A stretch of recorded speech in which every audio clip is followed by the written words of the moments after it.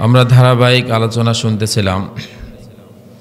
গত জুমায় সামাজিক বিবাহের মধ্যে যেই কিছু ভুল ভ্রান্তি পাপাচারগুলো প্রচলিত আছে তার কিঞ্চিত আলোচনা করা হয়েছিল।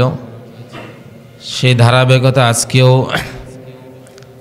কিছু আলোচনা করা হবে ইনশাআল্লাহ। সামাজিক বিবাহের মধ্যে গুরুত্বপূর্ণ কিছু বিষয় আছে যেটা মূলত ইসলামিক বিষয়, কিন্তু সামাজিকতার কারণে সেটির মধ্যে পাপ ঢুকে যাওয়ার কারণে এটা ভিন্নভাবে আমল করা হয়। তার একটি বিষয় হলো মাহর এবং যৌতুক। আজকে এই বিষয়ে ইনশাআল্লাহ আলোচনা হবে। নামাজ রোজা আদায় করে, নামাজ রোজার ব্যাপারে, নফল নামাজের ব্যাপারে, নফল সাদকার ব্যাপারে, নফল রোজার ব্যাপারে সচেতন এমন অনেক ভাইরা আছেন সব জায়গাতেই, বাট মোহরের মতো একটি গুরুত্বপূর্ণ বিষয়ে উদাসীন। ওই ব্যক্তি নামাজ আদায় করে, আউয়াল কাতারে রোজা রাখে, নফলের ক্ষেত্রেও সচেতন, কিন্তু মোহরের মতো একটা গুরুত্বপূর্ণ একটা ফরজ বিধানের বিষয়ে উদাসীন। এটাকে অনেকে ঐচ্ছিক মনে করে, দিলাম, দিচ্ছি, আচ্ছা আমরাই তো দিলাম না, সমস্যা কি, এটা মনে করা হয়। আসলে ইসলাম কি বলে? এটা কি ঐচ্ছিক যে আমি চাইলে দিলাম, চাইলে না দিলাম? আমাদের মাঝে মিল মহব্বত থাকলে, স্বামী স্ত্রী মিল মহব্বত থাকলে দিতে হবে না, গণ্ডগোল হলে, বিচ্ছেদ হলে দিতে হবে ইত্যাদি। বিষয়টাকে এই পর্যন্ত এরকম ছাড় আছে কিনা, নাকি একটি গুরুত্বপূর্ণ বিধান, না দিতেই হবে? আসল ব্যাপারটা কি দেখেন, কোরআনে আল্লাহ তাআলা বলেছেন ওয়াআতুন নিসা সাদকাতিহিন্না নিহলা। আল্লাহ তাআলা বলেন স্ত্রীদেরকে তাদের যে মোহরটা স্বতঃস্ফূর্তভাবে খুশি মনে তাদেরকে দিয়ে দাও।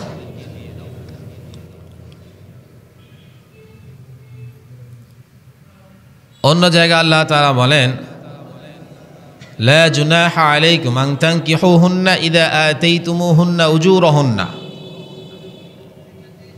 তোমরা এদেরকে বিয়ে করো, সমস্যা নেই, কিন্তু শর্ত হলো এদেরকে মোহর দিতে হবে। মোহর যদি দাও তাহলে বিবাহ করতে কোনো সমস্যা নেই। আরেক জায়গায় আল্লাহ তাআলা বলেন ওয়াহিল্লা লাকুম মা ওয়ারা'a যালিকুম আন তাবতাগু বিআমওয়ালিকুম মুহসিনিনা গায়রা মুসাফিহিন। মালের মাধ্যমে, সম্পত্তি প্রদানের মাধ্যমে যাদের সঙ্গে বিবাহ করা বৈধ, এদেরকে বিবাহ করতে কোনো সমস্যা নেই, এটা তোমাদের জন্য হালাল করা হয়েছে। তবে ফিরি হালাল নয়, বিআমওয়ালিকুম, সম্পত্তির বিনিময়ে হালাল করা হয়েছে। তাই বিবাহ বন্ধনের সময় আল্লাহ তাআলার প্রদত্ত একটি অন্যতম গুরুত্বপূর্ণ একটি বিধান হলো স্বামী কর্তৃক স্ত্রীকে মোহর দিতে হয়, এবং সেটা ঐচ্ছিক কোনো বিষয় নয়, এটা নির্দেশ দিচ্ছেন আল্লাহ তাআলা যে দিতে হবে। সূরা মুমতাহিনাতের মধ্যে আছে আন তানকিহু লা জুনাহা আলাইকুম আন তানকিহুহুন্না ইযা আতাইতুমুহুন্না উজুরহুন। গুরুত্ব বোঝাচ্ছি। আল্লাহ তাআলা এই আয়াতের মধ্যে বলছেন যে সকল মহিলারা মক্কা থেকে মদিনায় হিজরত করে আসলো, তার স্বামী, স্ত্রীর স্বামী মক্কা অবস্থান করছে, কাফের মুশরিক, কিন্তু স্ত্রী মুসলমান হয়ে মদিনায় হিজরত করলো। তো আল্লাহ তাআলার বিধান হলো যে এই মহিলাকে যদি কেউ বিবাহ করতে চায় তাহলে স্বামী, তার যে কাফের স্বামী মক্কায় রয়ে গেছে, সে তো তাকে বিবাহ করার সময় কিছু দিয়েছিল, মোহর, বিবাহ বাবদ। এই মেয়েটাকে কেউ যদি বিবাহ করতে চায় তো বলা হচ্ছে এই স্বামী প্রথমত ওই যে তার কাফের স্বামী, তার প্রদত্ত মোহরকে ফিরাই দিতে হবে আগে। এই স্ত্রীকে যদি কেউ বিবাহ করতে চায় তাহলে প্রথম কাজ হলো তাকে একবার মোহর ফিরাই দিতে হবে, যে মোহর তাকে প্রদান করা হয়েছিল, কাফের স্বামী যেটা দিয়েছিল সেটা আগে দিয়ে দিতে হবে।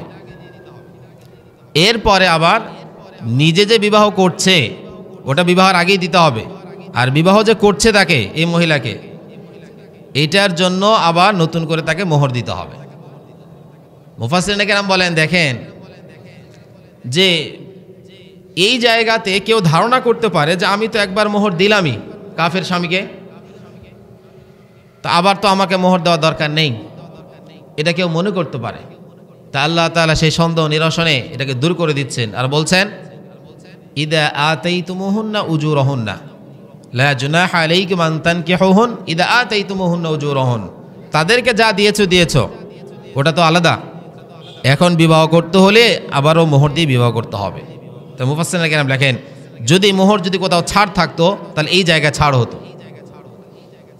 যদি মোহর না দিয়ে যদি বিবাহ করার যদি অনুমতি থাকতো, এই জায়গায় ছাড় থাকতো, যে একবার তো আমি তাকে দিলাম, আবারও দিতে হবে, যে হ্যাঁ আবারও দিতে হবে। বিবাহ করবে আর মোহর থাকবে না, এটা হবেই না, এটা হচ্ছে বিষয় না। কতটা গুরুত্বপূর্ণ দেখেন, মোহর এমন একটা বিষয়, কেউ যদি বিয়ের সময় মোহর ধার্য করে তাহলে তো দিতে হবেই। কেউ ধার্য করলো না, চুপ করে থাকলো, মোহর বিষয়ে কোনো আলোচনাই হলো না, যার শুধু ইজাব কবুল হলো, ছেলে মেয়ে রাজি ছিল, ব্যাস বিয়ে হয়ে গেল সাক্ষীর সামনে, মোহরের কথা আলোচনাই হয়নি, তারপরেও মোহর মাপ নেই, মোহর থাকবে, দিতে হবে। তো মোহর তো উল্লেখই নাই, কি পরিমাণ দিবে, তো পরিমাণ সেটা মাসআলা আছে, যে যদি মোহর বিবাহের সময় উল্লেখ না থাকে তাহলে এই মহিলার যারা আত্মীয় স্বজন, তার খালা, তার ফুপু ইত্যাদি যারা আছে, তার বোন, এদের যেই মোহর, এটাকে মোহর মিছিল বলা হয়, এই মোহর যে তাদের যেই মোহর ধার্য করা হয়েছিল ওই ধরনের মোহর সে পাবে। আবার যদি এমন হয় কেউ বলেছিল যে আমি মোহর দেবই না, স্ত্রীও বলেছে মোহর লাগবে না, এমনি আমরা বিবাহ করব, যারা প্রেম করে বিয়ে করে, হয়তো ভালোবাসার আবেগে এই কথা বলে দিছে যে মোহর টোন লাগবে না, আমরাই তো মোহর দিতে হবে না, স্বামীও বলছে মোহর দেব না, স্ত্রীও বলছে মোহর দিতে হবে না। তারপরেও শরীয়ত বলছে, যদি তারা এইভাবে যদি প্রত্যাখ্যান করে যে দেব না, এটা অঙ্গীকারবদ্ধ হয়েছে, দুইজনেই সম্মত আছে, তো তারপরেও শরীয়ত বলছে যে এখানে কিছু না কিছু দিতেই হবে, তোমরা সম্মত হলেও হবে না, এখানে শরীয়তের কিছু বিষয় আছে। এক তো মেয়ের হক, সেটা ভিন্ন কথা, মেয়ের হক কতটুকু সেটাও শরীয়ত বলছে। 10 দিরহামের উপর যেটা থাকবে এটা মহিলার হক, 10 দিরহাম পর্যন্ত ইসলামের হক, এটা দিতেই হবে, যদিও দুইজনে সম্মত হয়ে যায় যে আমাকে দিতে হবে না, তারপরেও দিতে হবে। কতটা গুরুত্বপূর্ণ। তাই যারা মনে করছে যে এটা আমরা স্বামী স্ত্রী মিল মহব্বতে আছি, কোনো সমস্যা নেই, দিতে হবে না, ভুলের মধ্যে আছেন।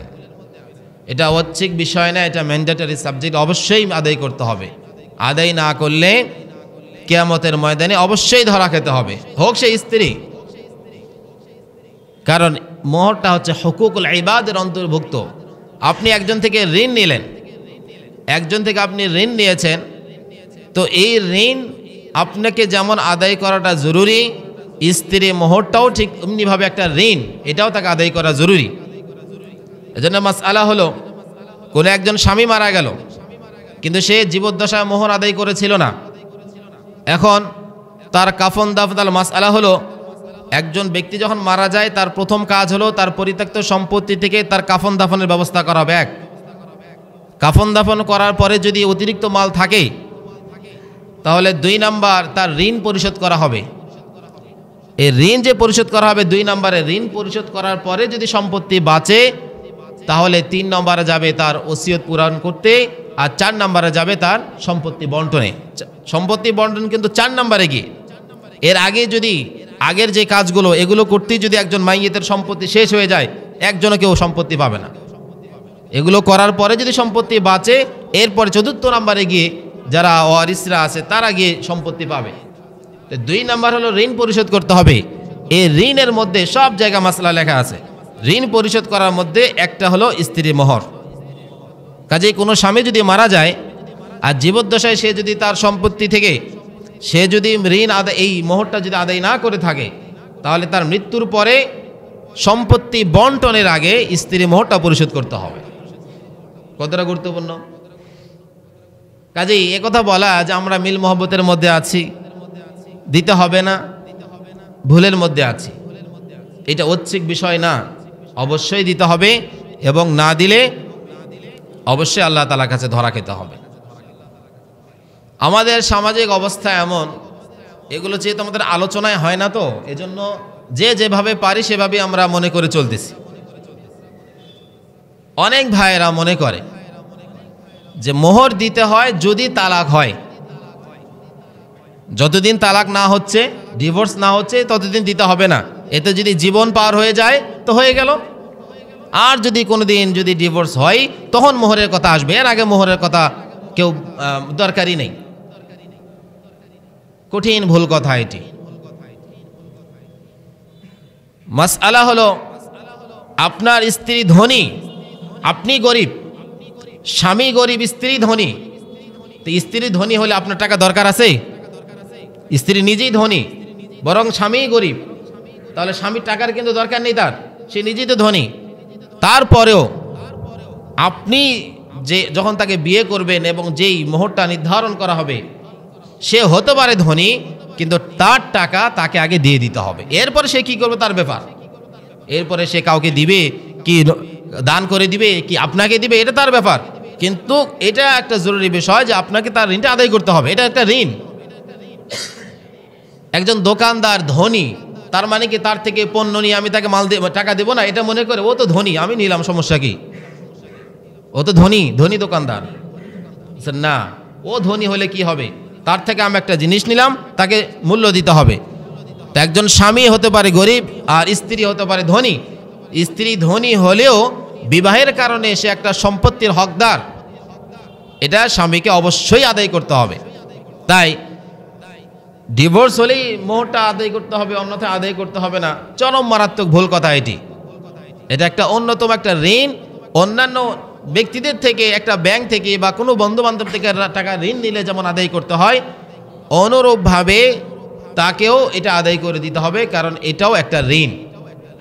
আমি টাকা দিলেই যে সেটা ঋণ হবে তা নয়, বিবাহ করলাম, তাকে দেওয়ার চুক্তি হলো, বাস এটাই ঋণ, তাকে অবশ্যই দিতে হবে।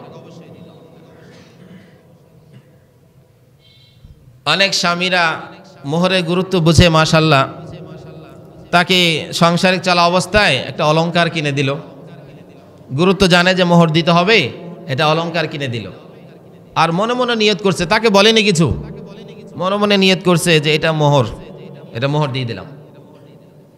আপনি যদি বাস্তবিক তাকে যদি মালিকানা হিসাবে দিয়ে দেন আর মোহর নিয়ত করেন, সহি। কিন্তু কিছু আলামত, কিছু সিমটম অন্য কথা বলে। কি বলে? আপনি যখন তাকে একটা অলংকার করে দিলেন, একটা মালা, একটা চেন, একটা আংটি, নাকফুল, যেটা ইত্যাদি কিছু একটা করে দিলেন, আর মনে মনে নিয়ত করলেন এটা মোহরের মধ্যে ধরে নিলাম। এখন এটা যে মোহর হবে কি না, কিছু আলামত এ কথা বলে যে এটা মোহর না। কি আলামত? এখন যদি আপনার সাথে স্ত্রী ডিভোর্স হয়ে যায়, তখন আপনি বলবেন এটা আমার সোনা, আমাকে দাও, আমি যে অলংকারটা দিয়েছি ওটা আমাকে দাও, ওটা তো তোমার না, ওটা তো আমি দিয়েছিলাম। আপনি তো তাকে স্পষ্ট বলেননি যে এটা আমি মোহর বাবু দিয়েছিলাম, এজন্য স্ত্রীও মনে করবে ওহো তাই তো, এটা তো স্বামী আমাকে দিয়েছিল, এই যে ধরো। হ্যাঁ, আপনি যদি স্পষ্ট ক্লিয়ার করে থাকেন যে এটা কিন্তু মোহর বাবু দিয়ে দিলাম, তাহলে তো অবশ্যই এটা তার, সে যাকে ইচ্ছা দিতে পারে, যাকে ইচ্ছা বিক্রি করতে পারে, স্ত্রী তার মালিক। কিন্তু আপনি তাকে স্পষ্ট কিছুই বলেননি, জাস্ট একটা অলংকার করে দিলেন আর মনে মনে ধরছেন যে এটা মোহর। তাহলে এটা যদি মোহর হতো তাহলে তো এটার মালিকানা সেই, তাহলে ওই স্ত্রী যা ইচ্ছা তাই করতে পারবে। কিন্তু দেখা যায় ওই স্ত্রী যা ইচ্ছা তাই করতে পারে না। ইভেন যদি ডিভোর্স হয়ে যায় তাহলে ওই স্বামী বলে আমার চেন আমাকে দাও, আমার মাল আমাকে দিয়ে দাও। যেমন এর উল্টোটা হয়ে থাকে, স্ত্রীর পক্ষ থেকে স্বামীকে ঘরের যে আসবাবগুলো দেওয়া হয়েছে, তার খাট, তার ফ্রিজ, তার এভরিথিং, ফার্নিচারগুলো যেগুলো দেওয়া হয়েছে, কোনো স্বামী এটা মনে করিয়েন না যে এটা কিন্তু আপনাকে মালিক বানাই দিছে, কেউ মনে করিয়েন না এটা। স্ত্রী পক্ষ থেকে স্বামীকে যেগুলো দেওয়া হয়, সামাজিক প্রথা, জায়েজ না যায় সেটা পরে বলছি, যেগুলো দেওয়া হচ্ছে, ঘরে যে ফার্নিচারগুলো, কোনো স্বামী এটা মনে করবেন না যে এটার মালিক আপনি। কেন মনে করবেন না? আজকেই ডিভোর্স হোক, গনে গনে একটা চামচ পর্যন্ত ওই স্ত্রী সব কিছু বুঝাই নিয়ে যাবে যে এটা আমার। বলেন ঠিক কিনা? তো সব না আপনাকে দিল, তা ডিভোর্স হলে আবার সব নিয়ে যাবে কেন? আপনি যদি হন তা আপনি তো মালিক, ও তো নিয়ে যাওয়ার অধিকার রাখে না, কিন্তু সব নিয়ে যাবে, একটা সই পর্যন্ত রেখে যাবে না। কি বোঝা যায়? আপনাকে মালিক বানাইছে। আপনাকে যদি মালিক বানাতো তাহলে একটা কিছু নিয়ে যেতে পারতো না। আসলে আপনাকে মালিক বানায়নি, আপনাকে ব্যবহারের জাস্ট অনুমতি দেওয়া হয়েছে। আপনি যতদিন তার সঙ্গে সংসার করবেন ততদিন আপনার জন্য ব্যবহারের অনুমতি আছে। এতে যদি জীবন পার হয়ে যায় হয়ে গেল, আর যদি না হয় যেদিন থেকে স্টপ হবে সংসার সেদিন থেকে উনি সব নিয়ে যাবেন। তো এই পক্ষ যেমন আপনাকে মালিক বানায়নি, জাস্ট ব্যবহারের জন্য দিয়েছে। তো একজন স্বামী যখন স্ত্রীকে কিছু একটা দেয়, একটা অলংকার, একটা কানের দুল ইত্যাদি যেই অলংকারগুলো দেয়, যদি স্পষ্ট বলে থাকে যে হ্যাঁ এটা আপনাকে মোহর বাবদ দিলাম, তাহলে মোহর হিসেবে গণ্য হয়ে যাবে। আর স্পষ্ট বলেনি তাহলে ওটা আপনার নিয়তের উপর নির্ভর। আপনি যদি তাকে বাস্তবিক যদি মালিক বানায় থাকেন যে এটা আর আমি নেব না, এতে ডিভোর্স হোক, সম্পর্ক থাকুক না থাকুক, এটা মালিক বানাই দিলাম মানে এটা তার, তাহলেও হবে। কিন্তু আপনার যদি নিয়ত এমন থাকে যে আজকে দিলাম মানে আমার যখন ইচ্ছা আমি তখন আবার বিক্রি করে দেব, আমার যখন ইচ্ছা আমি তখন নিয়ে নেব, তাহলে তো আপনি তাকে মালিক বানালেন না, আপনি তাকে ব্যবহার করার জন্য দিয়েছেন। তাহলে ওই জিনিস দিয়ে আপনি যদি মোহরও নিয়ত করেন তাহলে এটার দ্বারা মোহর আদায় হবে না। মোহর বানানোর অর্থ হলো আমি তাকে কমপ্লিটলি মালিক বানাই দিলাম, এখন স্ত্রী যা ইচ্ছা তাই করতে পারে, ওটার উপর আমার হস্তক্ষেপ চলবে না। তাই মোহরের গুরুত্ব যারা বুঝি তারা মোহরটা ক্লিয়ারভাবে আদায় করার চেষ্টা করি। চেষ্টা তো করা ব্যাস বিয়ের সময়, বিয়ে যখন হচ্ছে, যেদিন আগদ হচ্ছে, যাদের সামর্থ্য আছে ওই দিনই কমপ্লিটলি মোহর দিয়ে দেওয়া। আপনি যদি টাকা দেন তো টাকা দিতে পারেন, যদি ওই টাকা বাবদ ওই টাকা দাম ধরে যদি, এখন আমাদের দিকে এটা অনেকটা প্রচলিত একটা বিষয়, এটাও সহি, সমস্যা নেই, যে বিয়ের আগে চুক্তি হয়ে যায় যে মোহর যতটুকু হলো এটা দ্বারা আমি একটা অলংকার বানাই দেবো। টাকা তো টাকাই, আজ আছে কাল নেই, তো কোথায় কি করে, তো আমি একটা অলংকার বানাই দেবো, ওটা বিয়ের আগেই বলে দেয়। তো বাস, এটা তো কোনো কথাই নেই, এটা সব হয়ে গেল। আর যদি বাকি রাখতেই হয় তাহলে কমস কম কিছু হলেও দিও, নেক্সট টাইমে খুব তাড়াতাড়ি এটা পরিশোধ করার চেষ্টা করব।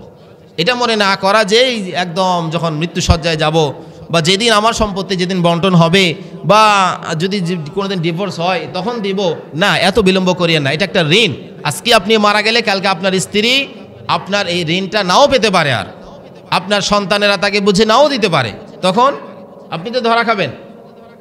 এজন্য জীবদ্দশাতেই, ভালো থাকা অবস্থাতেই যারা বিয়ে যখন করবেন, যুবক ভাইরা শোনে, যখন বিয়ে করবেন সেই দিনই আপনি মোহর দিয়ে দেওয়ার অবশ্যই চেষ্টা করবেন, বিয়ের আগে নগদ।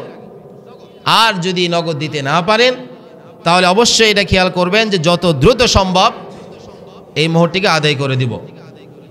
সামাজিক একটা প্রথা দেখেন যে মোহর নির্ধারণ করছে 1,101 টাকা, 1,101 টাকা। এই 1 টাকার মতলব আজও পর্যন্ত বুঝিনি, কেউ যদি জানেন আমাকে বুঝাই দিয়ে। 1 টাকাটা কি, তাও আবার কি, এটা নির্ধারণ করে বলে 101 টাকা নগদ আর পুরো 1 লাখ টাকাই বাকি। এটা একটা হাস্যকর বিষয় না? কোথায় 1,101 টাকা মোহর আর নগদ দিচ্ছে 101 টাকা আর বাকি কমপ্লিটলি পুরাটা বাকি, এটা কি? এটা তো একটা হাস্যকর বিষয়। আপনি 10,000 টাকাও দিতে পারবেন না, 20,000 টাকাও দিতে পারবেন না, 1 লাখ টাকা মোহর করতে পারলেন আর 20,000 টাকা মোহর দিতে পারবেন না, সেখানে 101 টাকা 10 টাকা মোহর, কি এটা? একটা ভিক্ষুককে এখন তো 2 টাকা দিলেও তো রাগ করে, 1 টাকা তো নেবেই না, উল্টা আপনাকে আরো 2 টাকা দিবে। ওই কোনো ভিক্ষুককে এখন 1 টাকা দিলে উল্টে সে আরো আপনাকে 2 টাকা দিবে। আর আপনি একটা বিয়ে করছেন, একটা বিয়ের মতো পবিত্র, যেখানে দেওয়া মোহর দেওয়ার জন্য এতটা গুরুত্ব দেওয়া হয়েছে, সেখানে আপনি নগদ মোহর দিচ্ছেন 101 টাকা, কি এটা? একটা চা নাস্তার বিল দিচ্ছেন একটা বিয়ে করতে গিয়ে। এইদিকে বিয়ে বাড়িতে হাজার হাজার, কেউ বা লক্ষাধিক টাকা খরচ করে ফেলছে আনন্দ ফুর্তিতে, আর যেটা জরুরি বিষয় ওটাকে অ্যাভয়েড করে ওখানে দিচ্ছে 101 টাকা। খুবই লজ্জাকর বিষয়, এটা হাস্যকর এবং লজ্জাকর। আসলে আমরা ওইভাবে কেউ ভাবি না, ওই জন্য ওটাকে কেউ গুরুত্ব দেই না। কিন্তু আপনি কথাটা ভাবেন না যে কোথায় 1 লক্ষাধিক টাকা মোহর হলো আর সেখানে নগদ দিচ্ছি, কি এটা? এটা তো কাউন্টেই আসবে না। এটা যদি বাকি দেন তো বাকি রাখেন কমপ্লিট, ওই 100 টাকা দিয়ে হাস্যকরে কোনো বিষয় রাখেন না, পুরাই বাকি আমি খুব তাড়াতাড়ি আদায় করে দিব। আর দিলে মোটামুটি একটা অ্যামাউন্ট তো দিবেন, 10, 15, 20, 50 একটা দিবেন, এরপরে আপনি বিয়ে করেন।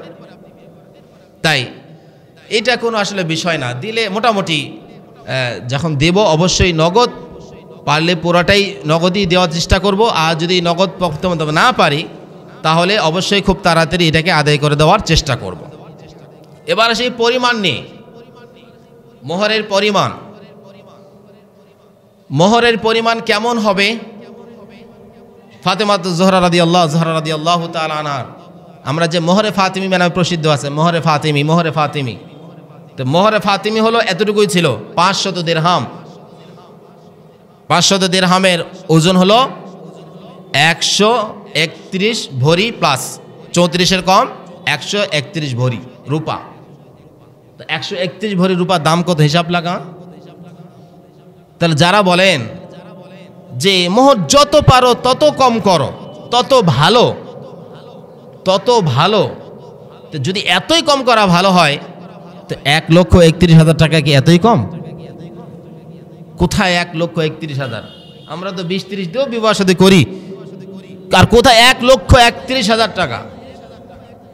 তাই নিয়ম হলো, যারা বলে যে যত কম পারো তত কম করো, না, এত কম নয়, এত কম না, আবার এত বেশি নয় যেটা স্বামীর জন্য কষ্টকর হয়।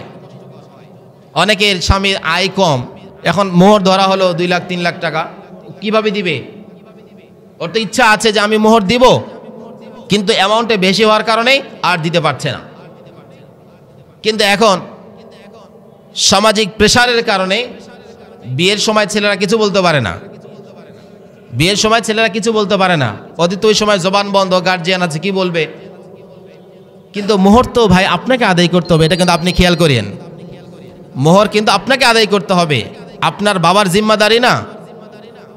আপনার বিয়ের মোহর আপনার বাবাকে আদায় করতে হবে, এটা বাবার জিম্মাদারি নয়। যদি নির্ধারণটা বাবাও করে থাকে, মোহর কিন্তু আপনাকে আদায় করতে হবে। এজন্য যখন বিবাহ করবেন যুবকেরা খেয়াল করবেন, এই জায়গায় একটু কথা বলবেন যে মোহর ইচ্ছা মতন ধরবেন না, আপনার সামর্থ্য অনুযায়ী আপনি ধরবেন। আপনার যদি আর্থিক অ্যাবিলিটি ভালো থাকে আপনি বেশি ধরেন, সমস্যা নেই, 10 কেন, আপনি 40 লাখ টাকাও দিতে পারেন। যেমন রাসূল সাল্লাল্লাহু আলাইহি ওয়াসাল্লামের একজন স্ত্রী ছিলেন, তাকে এক বাদশাহ রাসূলকে তার সঙ্গে বিবাহ দিয়েছিলেন। মোহর ছিল 40,000 দিরহাম। 40,000 দিরহাম, 500 দিরহামের দাম যদি 1,30,000 টাকা হয়, 500 দিরহামের মূল্য যদি 1,31,000 টাকা হয়, তাহলে 4,000 দিরহামের মূল্য কত লক্ষ টাকা হয়? 10 পার 15। তো ওটা বাদশা দিয়েছিলেন, ওই মোহরটা বাদশাই দিয়েছিলেন, ওটা উনি বিবাহ দিয়েছিলেন এবং সম্পূর্ণ মোহরের জিম্মাদারি উনি নিয়েছিলেন। তা আপনার বাবা যদি আপনার মোহরের জিম্মাদারি নিয়ে যদি বেশি করে, বাস চুপ থাকেন, উনি আদায় করে দিবে। কিন্তু যদি আপনার ঘাড়ে আসে, বাবা আদায় না করলে কিন্তু ইসলাম বলবে না, কোরআন বলবে না, আইন বলবে না যে আপনার বাবাকে আদায় করতে হবে, আদায় আপনাকেই করতে হবে। এজন্য যদি দেখেন আপনাকে আদায় করতে হচ্ছে, তাহলে অবশ্যই খেয়াল করবেন আপনার সামর্থ্য কতটুকু, আপনার সামর্থ্য অনুযায়ী আপনি অবশ্যই আদায় করবেন। মাসিক আল কাউসারের একজন নিয়মিত লেখক শরীফ মোহাম্মদ দামাত বারাকাতুহুল আলিয়া, উনি বলেন, একটা বিবাহতে গেলাম, ছেলেটা আমার পরিচিত, ওনার মাসিক আয় মোটামুটি 10 থেকে 12,000 টাকা। বিয়ের বৈঠকে মেয়ের বাবা একটু প্রভাবশালী, উনি এসে ঘোষণা করলেন, কাজী সাহেবকে বলতেছেন, রেজিস্ট্রেশন করার সময় কাজী সাহেবকে বলছেন, এই মোহর লেখো, 1.5 লাখ টাকা মোহর লেখো। সবাই চুপ হয়ে গেছে, কেউ কিছু বলছে না।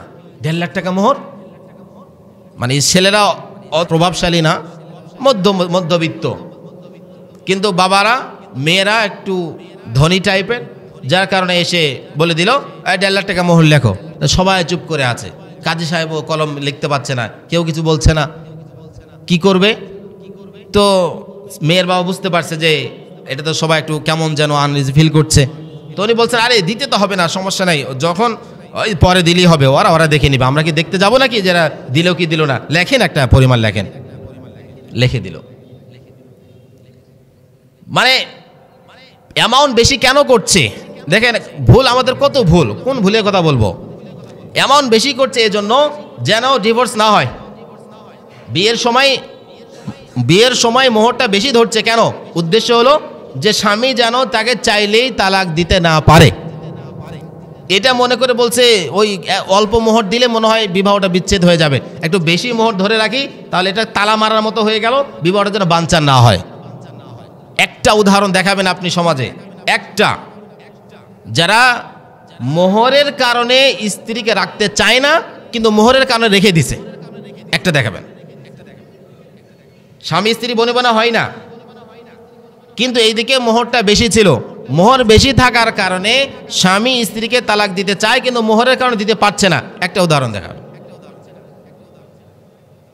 কিন্তু বাবারা এটাই মনে করে, মেয়ের বাবারা, যে মোহরটা কম হলে বোধহয় বিবাহটা বিচ্ছেদ হয়ে যাবে, বেশি করে রাখি তাহলে চাইলেই যেন বিচ্ছেদ করতে না পারে। তা আপনি আগে বিচ্ছেদের কথা চিন্তা করলেন কেন? যেই বিবাহটা টিকবে না ওটা 1 লাখ কেন 1 কোটি টাকা মোহর নির্ধারণ করলেও টিকবে না। যাদের বনিবনা হবে না, আপনি কি টাকা দিয়ে বনিবনা করাবেন? তো ছেলেরাও কৌশল করে কি, মোহর যখন বেশি থাকে আর ডিভোর্স দিতে চায় কিন্তু টাকার কারণে দিতে পারে না, এবার অত্যাচার শুরু করে, মারধর সকাল সন্ধ্যা এই সেই বহুত কিছু শুরু করে। লাস্ট পর্যায়ে ওই যে শরীয়তের একটা মাসালা আছে খোলা করা, ওই পক্ষ থেকে তখন প্রস্তাব দেয় যে এত অত্যাচার সহ্য করতে পারবো না, তুমি আমাকে ডিভোর্স দিয়ে দাও। তো ডিভোর্স দেবো, তালা এই মোহর যে বেশি, আচ্ছা ঠিক আছে দিতে হবে না, তাও তুমি আমাকে ছাড়ো। কি লাভ হলো? বিবাহ টিকানোর জন্য মোহরটা কি করলো? বেশি করলো। যদি কখনো বাইচান্স যদি কখনো এমন হয় যে স্বামী তাকে বনিবনা হচ্ছে না, তাকে ডিভোর্স দিতে চায় আর অর্থের কারণে দিতে পারে না, যদি কখনো এমন হয়, এগুলো দেখেছি সমাজে, যদি কখনো এমন হয়, তো এবার ছেলে এখন অত্যাচার শুরু করছে, এখন তাড়ি খেয়ে আসে, মদ খেয়ে আসে, নেশা করা শুরু করে, মাসে মারধর শুরু করে। এভাবে যখন কয়েক মাস চলতে থাকে, স্ত্রী যখন দেখে ওরে বাবা এখানে তো আমার অবস্থা খারাপ হতে শুরু করছে, এবার নিজে তখন প্রস্তাব করে যে আমাকে তালাক দাও, ডিভোর্স দাও, আমি আর এই ঘর সংসার করবো না। তো ঘর সংসার করবে না, মোহর যে এতগুলো করে রাখছো দিতে হবে না, আমাকে এমনি ছাড়ো। কোথাও এমন পাবেন না যে শুধুমাত্র আর্থিকের কারণে একটা বিবাহটা টিকে আছে। যেখানে ডিভোর্স হবে সেখানে হবেই, ওটা আপনি 1 টাকা দিলেও হবে, 1 কোটি টাকা থাকলেও হবে। এজন্য এই ধারণা করে আপনি অ্যামাউন্টে বেশি করে দিলেন, তো এটা তো ছেলের জন্য চাপ হয়ে গেল, উনি তো আদায় করতে পারছেন না। ওনার ইচ্ছা আছে আদায় করার, বাট আদায় করতে পারছে না। তাই ওমর ইবনে খাত্তাব রাদিয়াল্লাহু তাআলা আনহু বয়ান করছেন আর বলছেন, যদি বিবাহর মধ্যেই মোহর বেশি করাটা যদি এটা যদি উত্তম হতো, মোহরটা একদম হাইয়েস্ট করা এটাই যদি ভালো হতো, তো জেনে রাখো নবীজি সাল্লাল্লাহু আলাইহি ওয়াসাল্লামই সবচেয়ে বেশি মোহর নির্ধারণ করতেন। কিন্তু নবীজির মোহর সবচেয়ে বেশি ছিল না, মধ্যম ছিল। তাই মধ্যম পন্থায় মোহর নির্ধারণ করা এবং সেই হিসেবে আদায় করা চাই। এক হাদিসে রাসূল সাল্লাল্লাহু আলাইহি ওয়াসাল্লাম কঠিন ভাষা ব্যবহার করছেন, যারা এই ধরনের ধারণা রাখেন, যে মোহরটা যাই করে তাই করুক, এখন বিয়ে তো হয়ে যাক, এখন যা ইচ্ছা তাই করুক, বিয়ে তো হয়ে যাক, এরপরে কি করতে হবে সেটা দেখব। তো রাসূল সাল্লাল্লাহু আলাইহি ওয়াসাল্লাম বলেন, কেউ মোহর বেশি করলো আর বিবাহ করার সময় তার নিয়ত ছিল যে মোহর আমি দেব না, এটা সে মনে মনে নিয়ত করে ফেলছে যে আমি মোহর দেব না, করুক যা করবে করুক 10 লাখ 20 লাখ করুক না কেন, আমি তো দেব না। রাসূল বলেন, যদি এই না দেওয়া অবস্থায়, যে নিয়ত করেছিল দেব না, এই না দেওয়া অবস্থায় সে যদি মারা যায়, কিয়ামতের ময়দানে আল্লাহ তাআলার সামনে সে জেনাকারী রূপে সামনে দাঁড়াবে, জেনাকারীদের কাতারে তাকে দাঁড় করানো হবে। কেউ যদি মোহর নির্ধারণ করলো বাট সে আদায় করলো না, এবং আদায় করার তার নিয়ত নেই, বরং মনে মনে নিয়ত করছে যে আমি মোহর দেবই না, যদি কেউ এমন নিয়ত করে থাকে, তো রাসূল বলেন সে কিয়ামতের ময়দানে এরকম জেনাকারীদের কাতারে তাকে দাঁড় করানো হবে, জেনাকারী রূপে আল্লাহর সামনে দাঁড়াবে। তাই প্রিয় মুসলিম ভাইরা, এইটা কোনো ঐচ্ছিক বিষয় নয় যে আমি চাইলে দিলাম, না চাইলে না দিলাম। এটা একটি আবশ্যকীয় একটি বিষয়, একটা উজুবি বিষয়। অবশ্যই স্বামী কর্তৃক এই মোহর যেটা নির্ধারিত আছে অবশ্যই আদায় করে দিব। যারা বিবাহ করেনি, যখন বিবাহ করবেন অবশ্যই আগে থেকে আপনার ইন্টেনশন থাকতে হবে যে আমি আদায় করে দিব। আর যারা বিবাহ করেছেন বাট এখনও আদায় করেননি, অবশ্যই আদায় করে দিবেন। এখনও অনেক ভাইরা আছে যারা এই মুহূর্তে আদায় করছে, ঘর সংসার করা 20 বছর হয়ে গেল, এখন যখন বুঝে আসছে এখন দিয়ে দিচ্ছে, সমস্যা নেই, কিন্তু দিতে হবে এবং খুব দ্রুত আপনি দিয়ে দেওয়ার চেষ্টা করবেন। যদি একসঙ্গে এতগুলো টাকা দিতে না পারেন, তা আপনি একটা সিস্টেম করে নেন যে তাকে মান্থলি তাকে এত টাকা করে মোহর বাবদ দিয়ে দেবো, আপনারা সমঝোতা করে নেন। এটা মেয়ে পক্ষের কথা। সময় তো শেষ, অল্পতে শেষ করে দিচ্ছি। মেয়ে পক্ষ এই ছেলে কর্তৃক মেয়েকে দেওয়ার এটা কথা বললাম, মোহরের বিষয়টা। যৌতুকের বিষয়টা ঠিক এর উল্টো। আর্থিক লেনদেনটা যদি মেয়ের পক্ষ থেকে যদি ছেলেকে দেয়, এটা তো গেল ছেলে মেয়েকে দেবে, আর মেয়ে যদি ছেলেকে দেয় তাহলে এটার নামই হলো যৌতুক। যৌতুক কথাটা তো অনেকেই বলবে না, বলবে এটা গিফট বলবে। নাম আপনি যাই দেন, কাজ ওইটাই। আল আলফাজ মুখতালিফা ওয়াল মাআনু মুত্তাহিদা।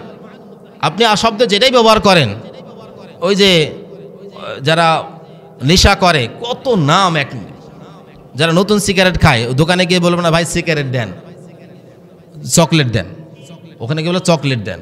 তা আমরা দেখে বলি হয় চকলেটই তো, লম্বা লম্বা চকলেট দেয়, এটার নাম চকলেট। ওরা ওটা পরিভাষা বানাই নিছে। যারা ওই গাঞ্জা খায় ওখানে গিয়ে বলবে না দোকানে ভাই গাঞ্জা দেন, বলবে যে জিনিস দেন, জিনিস দেন, কত নাম আছে আর কি। তো এখানে আপনি যৌতুক কেউ বলবে না, মানে বলতে যেন খারাপ লাগে, বলতে খারাপ লাগে, নিতে খারাপ লাগে না। বলতে খারাপ লাগে যে আমি যৌতুক নিচ্ছি, কিন্তু নিতে খারাপ লাগে না। অন্য নাম দিবে, আমাকে শ্বশুর গিফট করেছে, এটা গিফট। মনে রাখবেন, স্ত্রী কর্তৃক শ্বশুর বাড়ি থেকে মেয়ের বাড়ির পক্ষ থেকে স্বামীকে যেটা দেওয়া হচ্ছে, এটা যদি চুক্তির কারণে হয়, এটা যদি চুক্তির কারণে হয় কিংবা সামাজিক চাপের কারণে হয়, দুইটা কথা মনে রাখবেন। এক, চুক্তি অথবা সামাজিক চাপের কারণে যদি দিয়ে থাকে, এটা সম্পূর্ণ অবৈধ, নাজায়েজ, হারাম। রাসূল সাল্লাল্লাহু আলাইহি ওয়াসাল্লাম স্পষ্ট বলছেন, লা ইয়াহিল্লু মালু ইমরিন তাইবিন, লা ইয়াহিল্লু মালু ইমরি মুসলিম ইল্লা বিতাইবি নাফসি। এক মুসলমানের সম্পদ আরেক জন্য যতক্ষণ পর্যন্ত হালাল হবে না, যতক্ষণ না সে খুশি মনে দিবে। তাই আপনি চুক্তি করে টাকা নিচ্ছেন, একটা গাড়ি, একটা বাড়ি, কোনো জমা জমি, জায়গা জমি, লক্ষাধিক টাকা ইত্যাদি, অনেক ক্ষেত্রে চুক্তি হয়ে যায় যে কত টাকা দিবে, কত সিসির মোটরসাইকেল দিবে, আগে শুনাইছিলাম কত সিসির মোটরসাইকেল দিবে, সব আগে চুক্তি হয়ে গেছে। তো যদি চুক্তির কারণে যদি লেনদেন হয়ে থাকে শ্বশুর মেয়ের পক্ষ থেকে স্বামীকে, অথবা সামাজিক চাপের কারণে, স্পষ্ট বলেনি কিন্তু মেয়ের বাবা মনে করছে ওরে বাবা যদি মোটরসাইকেল না দেই, এটাই কিন্তু হয়ে থাকে বেশি এখন, বলে না কিন্তু মেয়ের বাবা ভাবে যে আমি যদি না দেই তাহলে তো শ্বশুরবাড়িরা আমার মেয়ের উপর অত্যাচার করবে, কোনো মান দিবে না, ইত্যাদি ইত্যাদি। তো সামাজিক চাপে পড়ে সে তাকে উপঢৌকন দিচ্ছে, নাম দিচ্ছে বাবা নেও, খুশি মনে দিলাম, বলতেছে খুশি মনে দিলাম, কিন্তু কলিজা ছেড়ে যাচ্ছে। সচক্ষে দেখেছে এগুলো, যে জামাইকে মোটরসাইকেল দিতে হবে, জামাই কিচ্ছু বলেনি কিন্তু জামাইকে মোটরসাইকেল দিতে হবে, কেন না দিলে এটা কেমন লাগে, অথচ দেওয়ার মতো সক্ষমতা ওই বাবার নেই।